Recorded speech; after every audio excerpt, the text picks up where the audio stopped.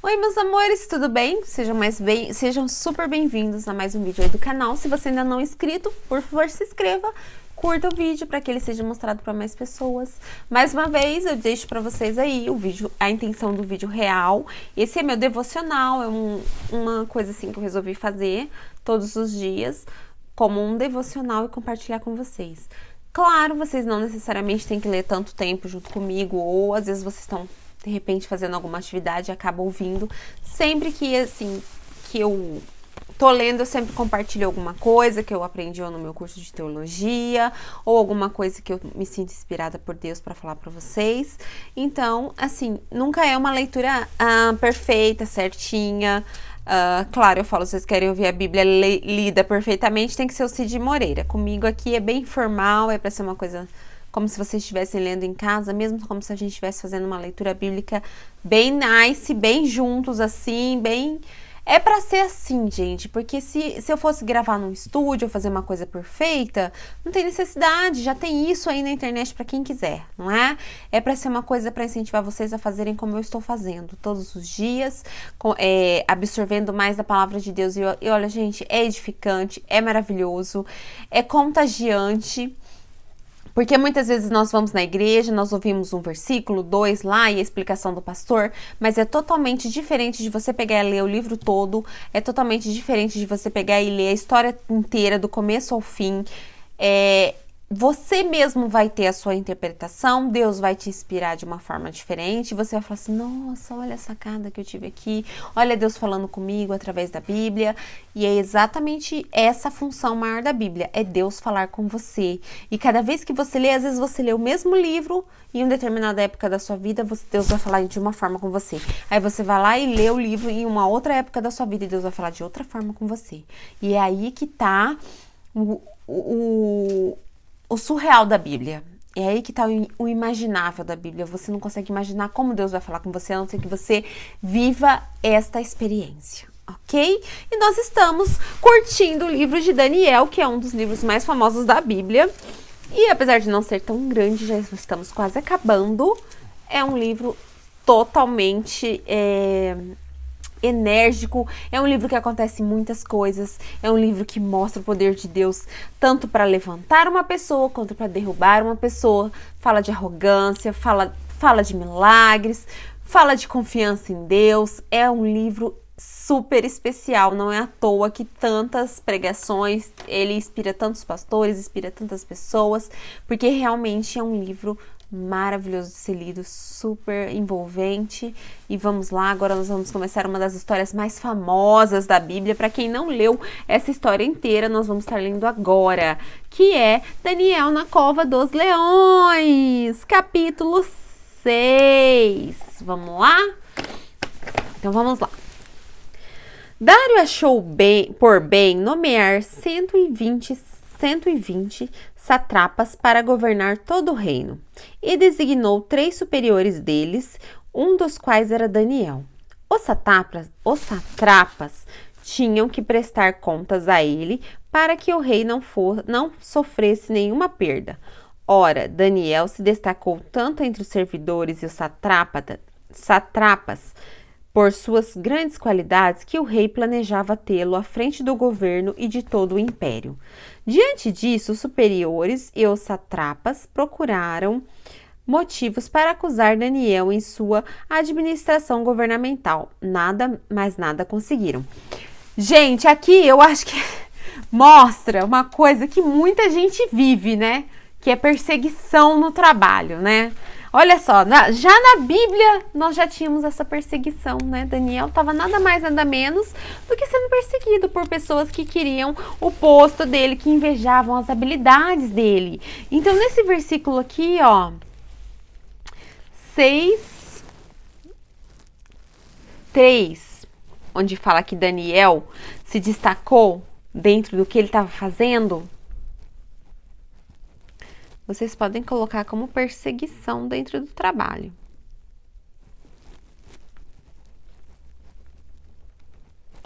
E vamos ver, gente, como é que foi essa história aí do Daniel sendo perseguido dentro do trabalho dele. Vamos ver. Deixa eu só grifar aqui.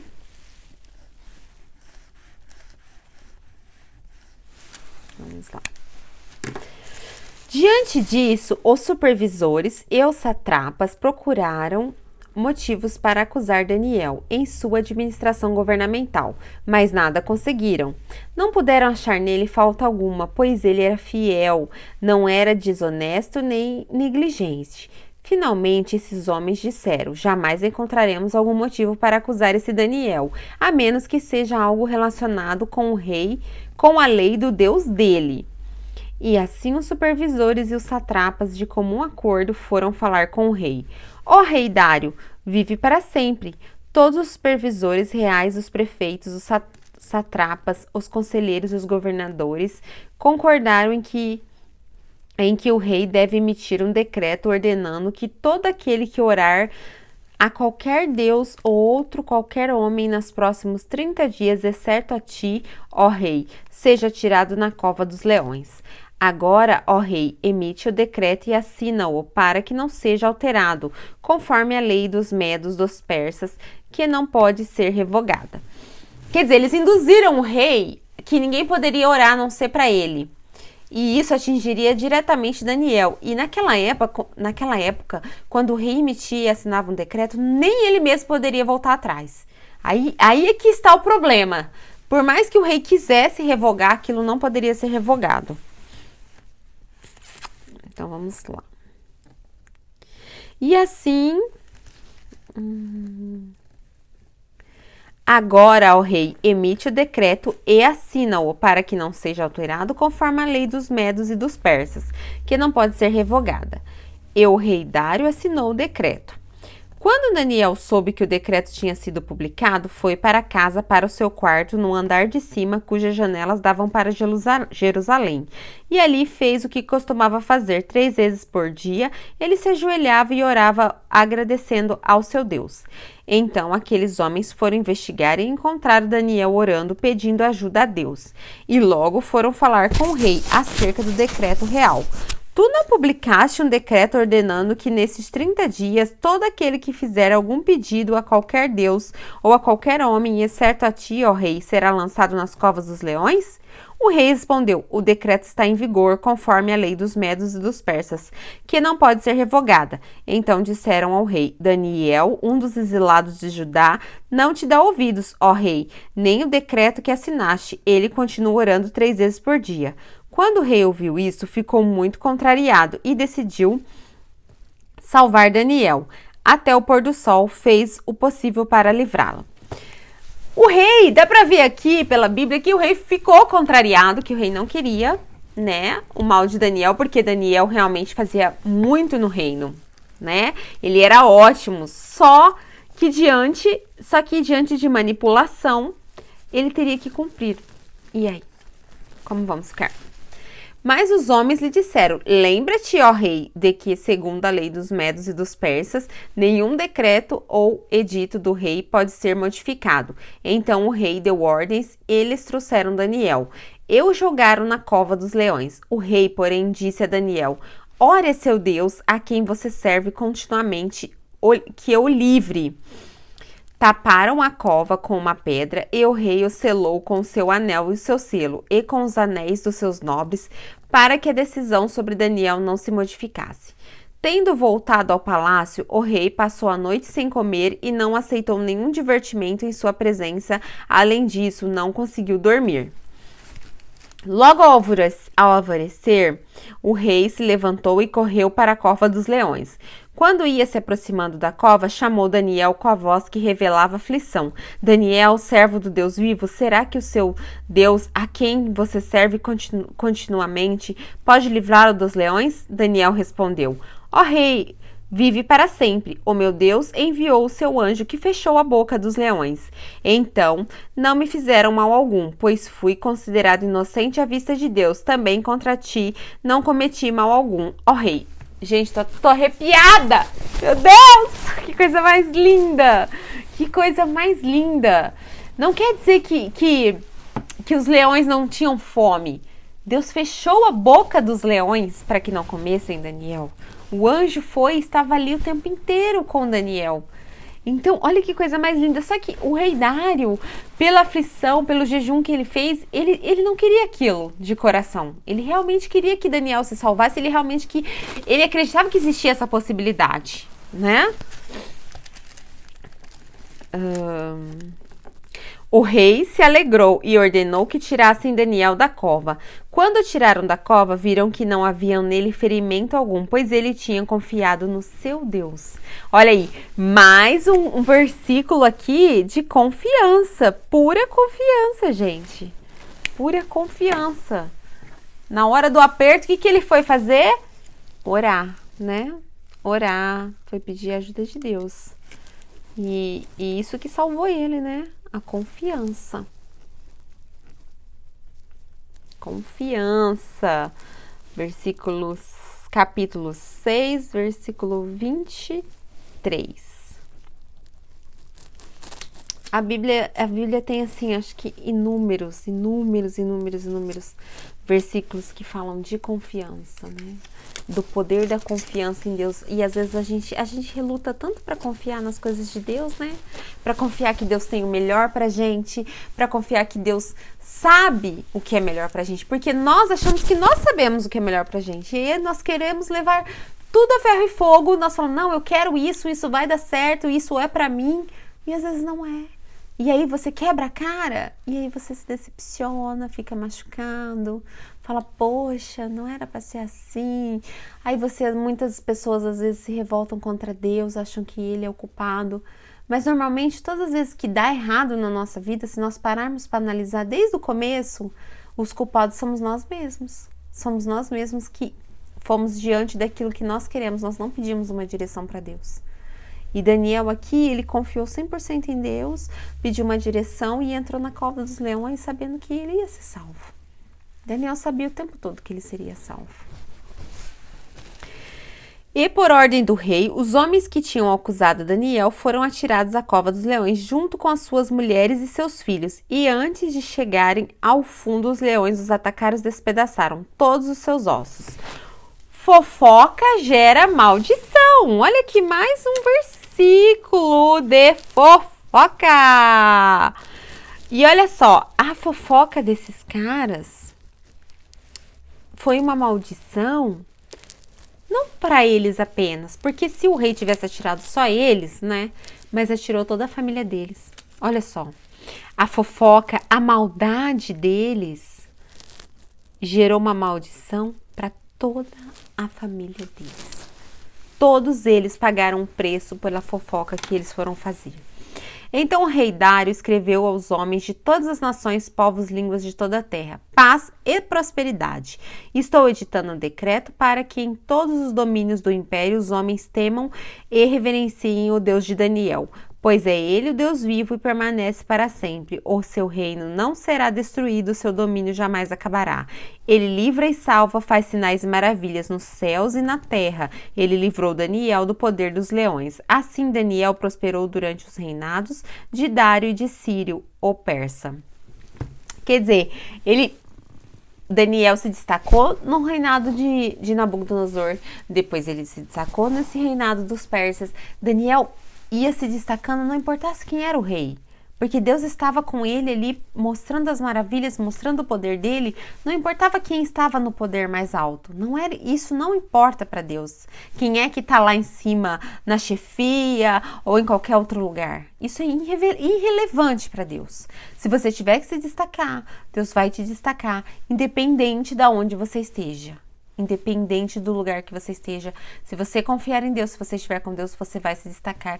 Não importa quem esteja no poder, você vai se destacar. Ok? Capítulo 7, o sonho de Daniel, os 4 animais. Vamos lá. No primeiro ano de Belsazar, rei da Babilônia, Daniel teve um sonho e certas visões passaram por sua mente, estando ele deitado em sua cama. Ele escreveu o seguinte resumo do seu sonho. Quer dizer, ainda antes dele passar pelas covas, isso, né? Que ainda estava no reinado do Belsazar. Vamos lá. Em minha visão à noite eu vi os 4 ventos do céu agitando a grama do mar. 4 grandes animais diferentes um dos outros subiram do mar. O primeiro parecia um leão e tinha as asas de águia. Eu observei e em certo momento as suas asas foram arrancadas e ele foi erguido do chão. Firmou-se sobre 2 pés como um homem e recebeu o coração de homem.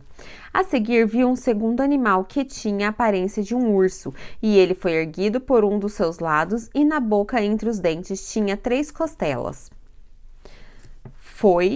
Foi-lhe dito, levanta-te e coma quanta carne puder. Depois disso, vi um outro animal que se parecia com um leopardo. Nas costas tinha 4 asas como de uma ave. Esse animal tinha 4 cabeças e recebeu autoridade para governar. Em minha visão à noite vi ainda um quarto animal, aterrorizante, assustador e muito poderoso. Tinha grandes dentes de ferro com os quais despedaçava e devorava suas vítimas e pisoteava tudo o que sobrava. Era diferente de todos os animais anteriores e tinha 10 chifres. Quando eu considerava os chifres, vi um chifre pequeno que surgiu entre eles e 3 dos primeiros chifres foram arrancados para dar lugar a ele. Esse chifre possuía olhos como os olhos de um homem e uma boca que falava com arrogância. Enquanto eu olhava, tronos foram colocados e um ancião se assentou. Sua veste era branca como a neve e o cabelo era branco como a lã. Seu trono era envolto em fogo e as rodas do trono estavam em chamas. Diante dele saía um rio de fogo. Milhares e milhares serviam, milhões e milhões estavam diante dele. O tribunal iniciou o julgamento e os livros foram abertos. Continuei a observar por causa das palavras arrogantes que o chifre falava. Fiquei olhando até que o animal foi morto e o seu corpo foi destruído e atirado no fogo. Dos outros animais foi retirada a autoridade, mas eles tiveram permissão para viver por um período de tempo. Em minha visão à noite vi alguém semelhante a um filho do homem vindo com as nuvens dos céus. Ele se aproximou do ancião e foi conduzido à sua presença. Ele recebeu autoridade, glória e reino. Todos os povos, nações e homens de todas as línguas os adoraram. Seu domínio é um domínio eterno, que não acabará, e o seu reino jamais será destruído. Gente, aqui ele tá falando do Messias, né? Ele recebeu autoridade e glória do reino dos povos, o seu domínio, ele jamais será destruído. Olha que lindo. Daniel já profetizava isso, né? Já profetizava isso, né? Muito lindo.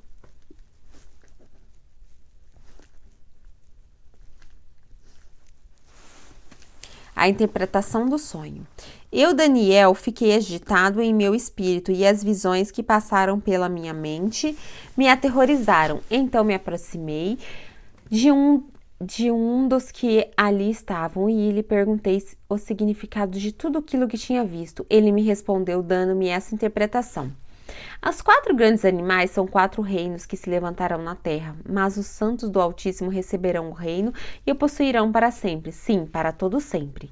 Então eu quis saber o significado do 4º animal, diferente de todos os outros, o mais aterrorizante em seus dentes de ferro e garras de bronze, o animal que despedaçava e devorava suas vítimas e pisoteava sobre tudo que sobrava. Também quis saber sobre os 10 chifres de suas cabeças e sobre o outro chifre que surgiu para ocupar o lugar dos 3 chifres que tinham caído, o chifre que tinha olhos e uma boca que falava com arrogância. Enquanto eu observava esse chifre guerreava contra os santos e os derrotava, até que o ancião veio e pronunciou a sentença a favor dos santos do Altíssimo e chegou a hora deles tomarem posse do seu reino. Ele me deu a seguinte explicação. O 4º animal é o 4º reino que aparecerá na terra. Será diferente de todos os outros reinos e devorará a terra inteira, despedaçando e pisoteando. Os 10 chifres são 10 reis que sairão desse reino. Depois deles, um outro rei se levantará e será diferente dos primeiros reis. Ele falará para o Altíssimo, oprimirá os seus santos e tentará mudar os tempos e as leis. Os santos serão entregues às mãos dele por um tempo, tempos e mais tempo. Mas o tribunal julgará e o seu poder lhe será tirado e totalmente destruído para sempre. Então a soberania, o poder e a grandeza dos reinos que há debaixo de todo o céu serão entregues nas mãos dos santos, o povo altíssimo. O reino deles será um reino eterno e todos os governantes o adorarão e lhe obedecerão. Esse é o fim da visão. Eu, Daniel, fiquei aterrorizado por causa dos meus pensamentos. O meu rosto empalideceu, mas guardei essas coisas comigo. A visão de Daniel, o carneiro e o bode. Capítulo 8.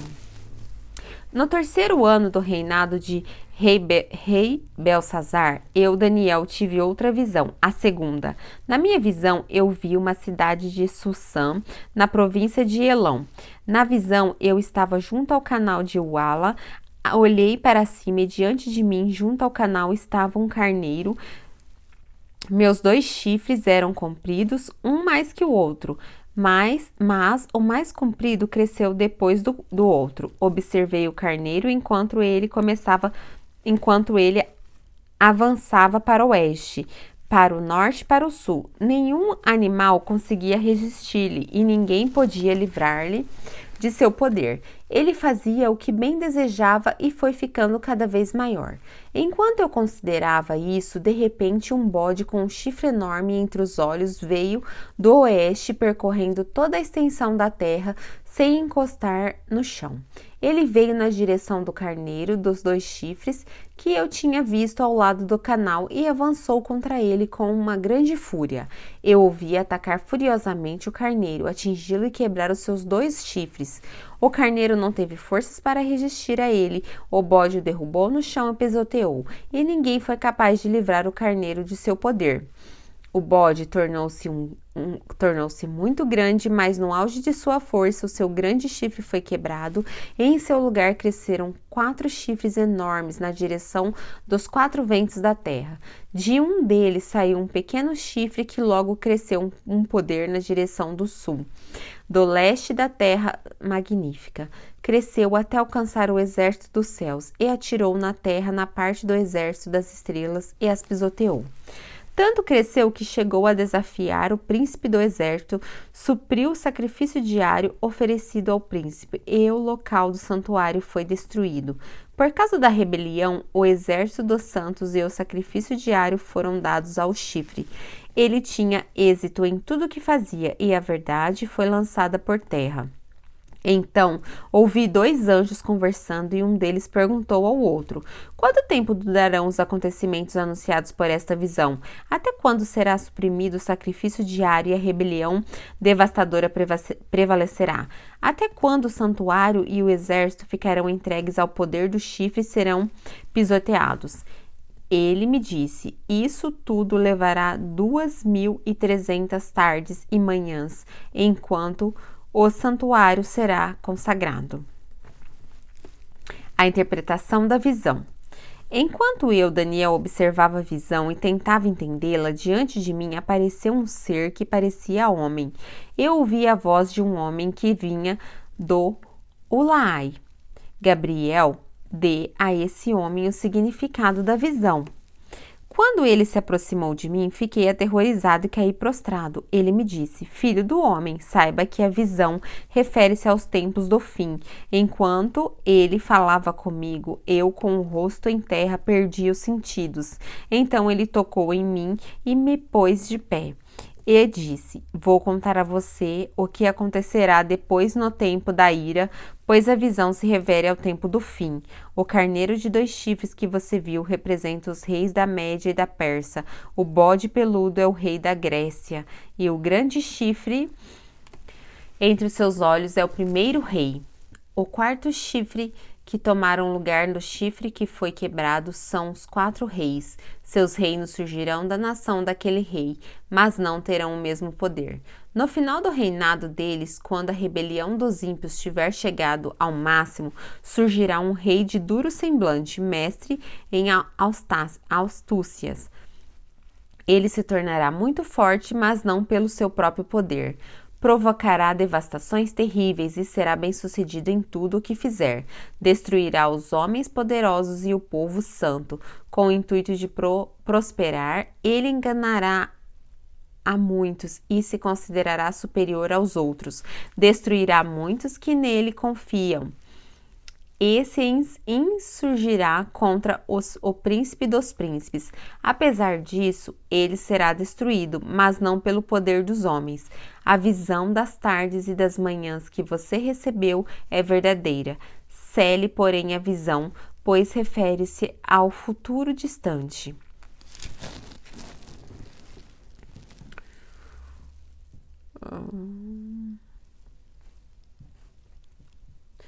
Eu, Daniel, fiquei exausto e doente por vários dias. Depois levantei-me e voltei a cuidar dos negócios do rei. Fiquei assustado com a visão, estava além da compreensão humana. Capítulo 9, a oração de Daniel. Eu acho que eu vou dar uma pausa, porque senão vai ficar muito longo o vídeo, e aí eu volto aqui no capítulo 9. Então, Daniel aqui, nesse capítulo, ele já estava tendo uma visão do Apocalipse, né? Apesar que aqui deixa claro, cele, porém, a visão, pois se refere a um futuro distante, né? Que não seria uma coisa que aconteceria naquele momento, mas que seria já um prefácio aí do que poderia vir a acontecer próximo ao fim. Ok, gente? Daqui a pouco eu volto com a segunda parte do vídeo. Beijos.